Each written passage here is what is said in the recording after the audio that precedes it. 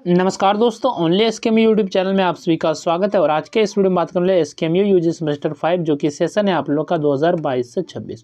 और आज के इस वीडियो में हम लोग कवर करने वाले पॉलिटिकल साइंस मेजर पेपर 11 के सेट 2 देखने वाले।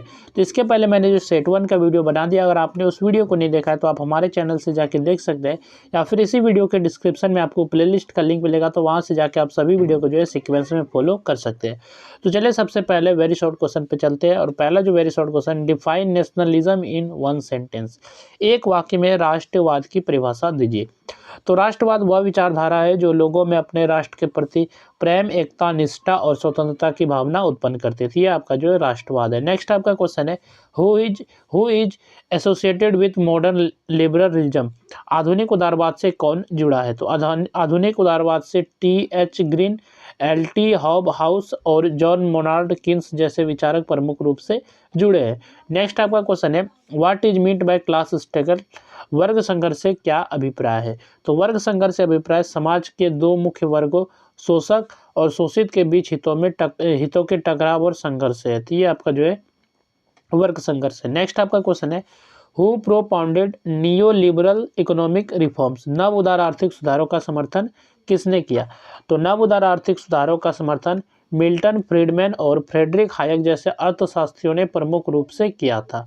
नेक्स्ट आपका क्वेश्चन है, व्हाट इज जेंडर जस्टिस। लैंगिक न्याय क्या है। तो लैंगिक न्याय का अर्थ है स्त्री और पुरुष को समान अधिकार, अवसर, सम्मान और भेदभाव से मुक्त न्यायपूर्ण व्यवहार मिलना।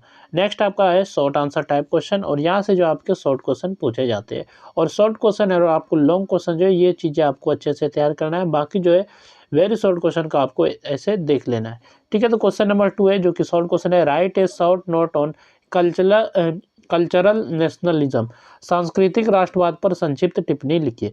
तो सांस्कृतिक राष्ट्रवाद का एक महत्वपूर्ण रूप है जिसमें राष्ट्र की पहचान को उसकी संस्कृति, भाषा, परंपराओं, धर्म, साहित्य और ऐतिहासिक विरासत के आधार पर समझा जाता है।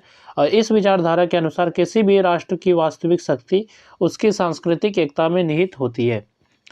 सांस्कृतिक राष्ट्रवाद यह मानता है कि समान संस्कृति और परंपराएं लोगों को आपस में जोड़ती है और उनमें एकता की भावना उत्पन्न करती है। सांस्कृतिक राष्ट्रवाद का विकास विशेष रूप से उन समाजों में हुआ जहां लोगों ने अपनी सांस्कृतिक पहचान को बचाने और मजबूत करने का प्रयास किया। यह विचारधारा विदेशी प्रभाव से अपनी संस्कृति की रक्षा करने पर जोर देती है। इसमें राष्ट्रीय भाषा, लोक परंपराएं, रीति रिवाज और सांस्कृतिक प्रतीकों का विशेष महत्व दिया जाता है। सांस्कृतिक राष्ट्रवाद केवल राजनीतिक स्वतंत्रता तक सीमित नहीं है, बल्कि यह मानसिक और सांस्कृतिक स्वतंत्रता पर भी बल देता है। इसके अनुसार यदि किसी राष्ट्र की संस्कृति मजबूत है तो उसका राष्ट्र जीवन भी सशक्त रहेगा।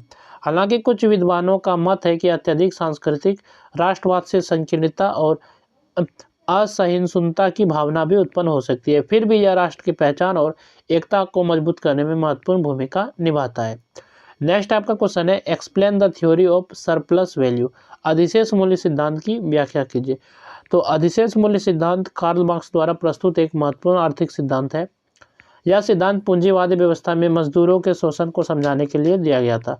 मार्क्स के अनुसार किसी वस्तु का मूल्य उसके निर्माण में लगे श्रम पर निर्भर करता है। मजदूर अपने श्रम के द्वारा वस्तुओं का उत्पादन करते हैं, लेकिन उन्हें उनके पूरे श्रम का मूल्य नहीं मिलता। मार्क्स के अनुसार मजदूर को केवल उतनी मजदूरी दी जाती है जिससे वह अपना जीवन निर्वाह कर सके, लेकिन मजदूर जितना उत्पादन करता है उसका वास्तविक मूल्य उसकी मजदूरी से अधिक होता है। मजदूर के श्रम से जो अतिरिक्त मूल्य उत्पन्न होता है उसे अधिशेष मूल्य कहा जाता है, और यह अधिशेष मूल्य पूंजीपति अपने पास रखता है और यही उसका लाभ बन जाता है। अधिशेष मूल्य सिद्धांत यह स्पष्ट करता है कि पूंजीवादी व्यवस्था में लाभ का आधार मजदूरों का शोषण है। पूंजीपति उत्पादन के साधनों का मालिक होता है, इसलिए वह मजदूरों को कम वेतन देकर अधिक लाभ प्राप्त करता है। इस प्रकार अधिशेष मूल्य सिद्धांत पूंजीवाद की आर्थिक संरचना और उसमें मौजूद असमानता को समझाने का प्रयास करता है। नेक्स्ट आपका यहाँ से ग्रुप बी शुरू होता है जिसमें कि लॉन्ग आंसर टाइप क्वेश्चन पूछे जाते हैं, और यहाँ से जो आपके लॉन्ग क्वेश्चन है और आपको इसको अच्छे से तैयार करना है। तो क्वेश्चन नंबर 4 है जो कि लॉन्ग क्वेश्चन है, discuss the historical development of nationalism. राष्ट्रवाद के ऐतिहासिक विकास की चर्चा कीजिए। तो राष्ट्रवाद का ऐतिहासिक विकास एक लंबी प्रक्रिया का परिणाम है। प्रारंभिक काल में लोगों की पहचान जाति, धर्म, कबीले और साम्राज्य के आधार पर होती थी। मध्यकाल में सामंती व्यवस्था और राजशाही का प्रभाव अधिक था। इसलिए राष्ट्र की आधुनिक अवधारणा विकसित नहीं हुई थी।